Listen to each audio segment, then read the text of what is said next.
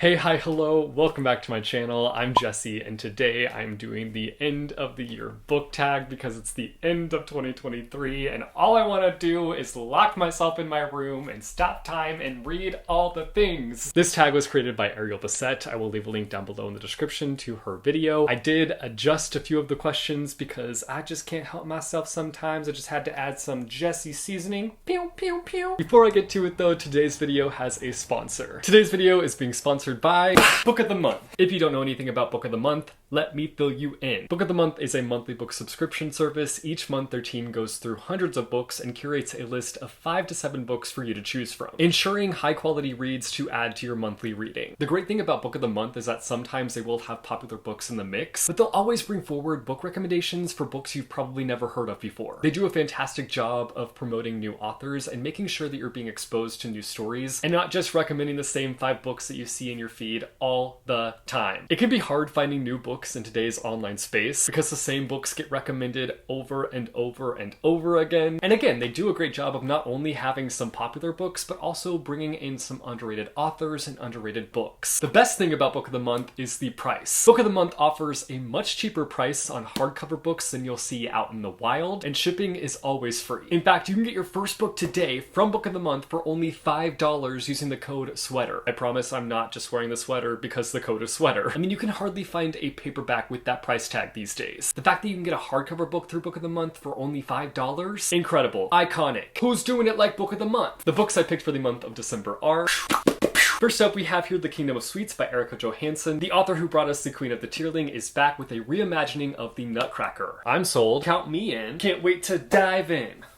Ow. And in the iconic blue Book of the Month box, we've got...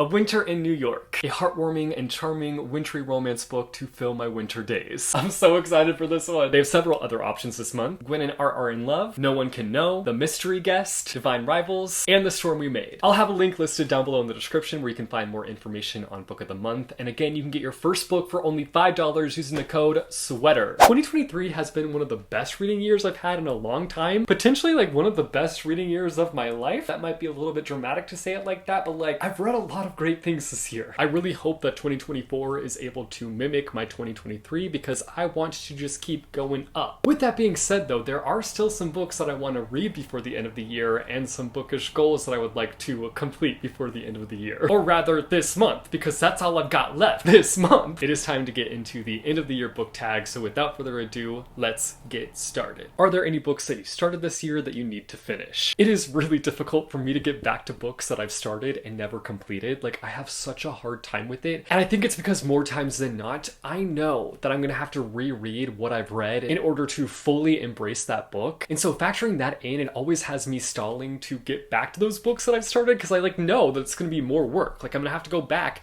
and reread the chunk that I read. With that being said, there is one book in particular that I would love to finish before the end of the year. Will it happen? Who's to say? Not I. I'm not gonna say it, but like I would like to get back to this book. I would like to get into it and finish it, stick it to the end. And that book is Grandmaster of Demonic Cultivation. This will be my 3rd time trying to make my way to the end, which you're probably thinking like, oh, he must not be enjoying it. He must not be liking the book. There's something in the book that's causing him to hiccup and get out of it. But no! No. That is not the situation at all. I freaking love what I've read of this book so far. The characters are fascinating. The situation itself is really interesting and has me intrigued. Like I got into this book and was hooked, but clearly not hooked because I got out of the book. So I hate how frustrating I can be with books sometimes. And I know what my problem is. It's just the fact that I get distracted by other books all the time. I have this problem where I want to read every book ever, and instead of reading every book ever, I get into one book and I get pretty far into it, and then I start to think about another book that I forgot that I need to read, so I go to that book and I start reading that book and get into the thick of it,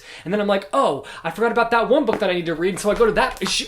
It's a horrible cycle. I hate it. Anyways, let's talk about this concept. This is a Chinese translated novel, and in it we are following this guy who becomes this like Grand Master of Demonic Cultivation. The title, it's literally in the title. But we follow this guy, and he at one point was like this really outstanding figure, and people were like, oh, he is an icon, I want to be just like him, he is my idol. But then he starts to like mess with demonic cultivation, and people are like, oh no, this is not good, you're getting too powerful, you're getting too scary, we've got to get rid of you, you're done. They lost their respect for him and began fearing him because of the fact that it was like messing with demonic cultivation, which in some cases I understand. I too hear the word demonic and start packing my bags to get on out of here, I say as I plan on reading a book that has demonic in the title. Anyway, he ends up getting killed. Then we flash forward a few years and we meet this guy who is in this really tough situation with his family. Like, they just do not treat him well. And so he ends up performing some kind of ceremony in order for the Grand Master of Demonic Cultivation to come in and take over his body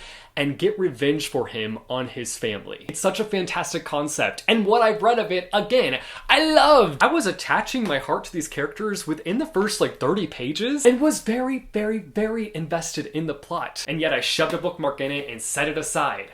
What does that say about me? If only I was a grand master of reading, then I'd slay this book. I was really trying to make a joke and it really did not land. I'm sorry. Is there a new release that you're still waiting for, or a book that you anticipated this year that you did not read but you want to read? There's not really any books coming out before the end of the year that I'm like highly anticipating, but there is a book that came out in November that I ordered from Blackwell's, which is basically the new version of Book Depository. RIP Book Depository. I miss you so much. I didn't realize how good you were till you left us. Come back! Anyway, that book is Dallergut Dream Department Store. The title always throws me off because I don't know how to say Dallergut. I could be saying Dallergut incorrectly, but that's how I think you say Dallergut. This is a Korean translated novel, and I had to buy it from Blackwell's because it hasn't made its way over to America yet, so I had to buy it from the UK. The cover is so fun and so bright. I'm like high-key obsessed with it. I don't know if any of you guys are familiar with the K-pop group Red Velvet, but it reminds me of one of their album covers, which might have been what swayed me to get it. It's not what swayed me to get it. The concept sounds amazing. Let's talk about it. It's basically about a hidden city that lives inside of our subconscious, and in this city there is a department store where dreams are sold. We follow Penny, who has just been hired to work at the department store, and within her first week, one of the most coveted dreams has been stolen. And as you can imagine, madness ensues. I just think this concept sounds incredible. Like, I love the idea of there being like this dream department store in our minds that we visit each night when we fall asleep. And I'm just interested to see like what the writing is going to be like in terms of the atmosphere, because I feel like there's an opportunity to just like be all sorts of wacky and weird since it is involving dreams. The potential is there, so we'll see how it's executed. And the other thing that I have my eye on, but I'm not getting my hopes up for, is the Percy Jackson Illumicrate exclusive editions. Oh my god! Oh my god! Oh my god! They're beautiful, they're stunning, they're iconic. These are the covers, these are the hardbacks themselves, and guys, when I show you the sprayed edges, you're gonna let out a breath you didn't realize you were holding. Look at that! You're joking. I know it's going to be really competitive to get these books. I just don't know if I'm willing to compete in the Hunger Games in order to get these. If I do end up with these books, then you know what I went through to get them. Okay, that's all I'll say about that. What's a book that you want to read before the end of the year? So I already did a end of the year TBR where I talked about 5 books that I want to read before the end of the year, and I will leave a link to that video down below in the description. But there were a few honorable mentions. There is one in particular that I was going to mention in that video, but I decided to not talk about it because I don't like talking about it because I feel stupid when talking about it.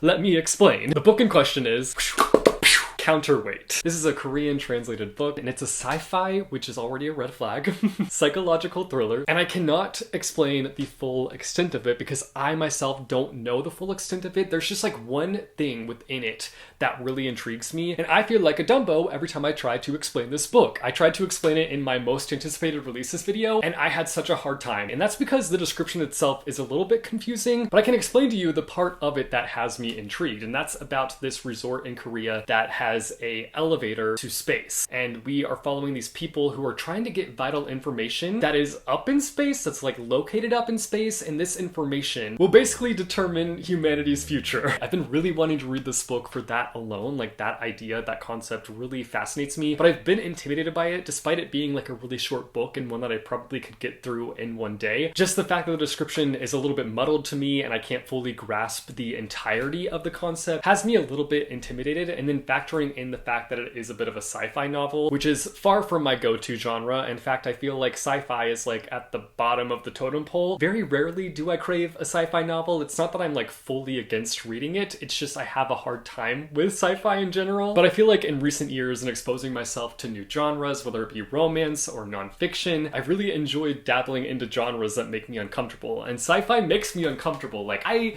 avoid it at all costs. But I've learned that in pushing myself into these genres that make me uncomfortable or are not my favorite, or I just like have a hard time with, that is mostly myself holding myself back from those genres, and that there are books under those categories that I might like, but in order to find those books, I have to read from those genres. So I'm gonna give Counterweight a go and see how it goes. Let me know down below in the comments if any of you guys have read this one. What's a book that you wanted to read this year that you haven't read yet, that you feel would have ended up on your best books of the year list? The Wishing Game. I'm a little bit mad at myself for not prioritizing this book this year, because I know had I read it this year, it would end up on my best books of 2023 list. And I know there's still time. I know that 2023 is not over, but I am just not prioritizing this book this month just because there are so many other books that I want to read before the end of the year. So I know it's not going to happen. I'm not going to stand here and be like, I'm going to read this when I know for a fact I will not be reading it this month. Regardless though, the mood reader part of me feels like this book is perfect for like January or February. So January or February, it's going down and we're going to have a best book of 2024.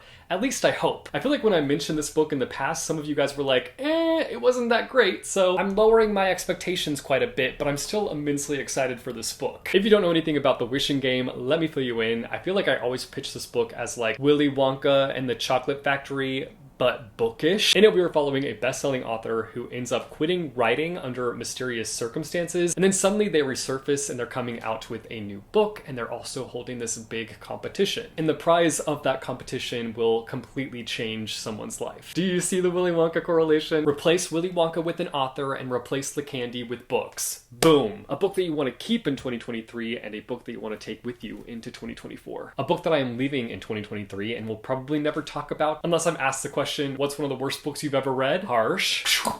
The Kingdom of Little Wounds. It was just so bad. It was way too over-descriptive. It described things that did not need to be described. It was disgusting at times. It was very vulgar just to be vulgar. It was one of those books where it just like had shock factor just to have the shock factor. And there was absolutely no reason for this book to be nearly 600 pages. For this being The Kingdom of Little Wounds, it sure did leave a big wound on me and my reading life. I'm clearly still not over it. As for 2024 and the books that I want to bring with me and the books that I want to keep talking about into the future, I'm going with two nonfiction books. We've got Dark Archives and I've got Gory Details. These were by far two of the best books that I read in 2023 and also just two of my favorites. Two books that I cannot stop thinking about. Dark Archives follows the weird history of books bound in skin, and Gory Details explores an array of topics of things that you don't want to think about. Bugs getting in your ears, animals eating their owners, bugs getting in your eyes, things like that. These books just ignited my love and excitement for nonfiction, and I really hope that I can carry that into 2024 and read a lot of great nonfiction books next year as well. If you guys have any nonfiction book recommendations for me, please let me know down below in the comments some of your favorites. And finally, have you started making reading plans for next year? Absolutely. I feel like I always like prematurely begin to think about the next year. Like it'll be like September and I'll already be like, oh, let's think about next year and all my reading goals and things that I want to accomplish next year, when there's still so many months left in the year and there's so much more that I can still accomplish within the year. My mind is already in the next year, planning all the things that I want to read, all the videos that I want to make. I feel like some of my biggest plans for next year are things that I already did this year, but I just want to like be more intentional about next year. One is to just continue to experiment with genres that I'm kind of uncomfortable by. So things like sci-fi. I've had success with romance books. I've had success with nonfiction books now. And I feel like I want to move into like memoir territory. I want to move into sci-fi territory. I want to get back into adult fantasy. I feel like that's something that I am often intimidated by. I've also just been like really wanting to pick an author and just like read their entire catalog from beginning to end. I also want to be getting back to manga next year. I have a big project involving manga launching next year. Please sound off in the comments if you are also a manga lover so that I know that there are some of you out there. And I've also been trying to think of what I want my Goodreads goal to be. I feel like that's something that always really excites me. I definitely surpassed my Goodreads goal for this year. I had my goal set to 75 books, but I've read like 98 books or something like that so far this year. So I've definitely been thinking about what I want my goal to be next year. If I want to just like stick to like a number like 75, a number that I know I will probably surpass, or if I want to go for a higher number and hope to surpass that number. So I don't know, but I love setting goals. I'm a big dreamer and I can't help but do that. It's just like a part of my nature. Like I'm constantly setting goals in my mind. We'll see what happens. I'll definitely be doing a reading resolutions video at the beginning of 2024.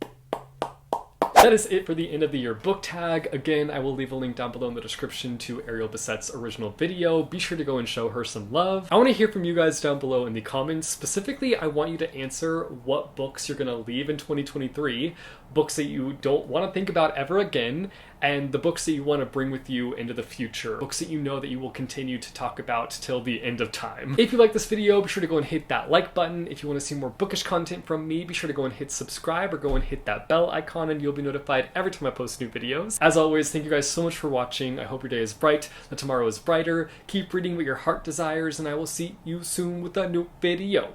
Bye, y'all.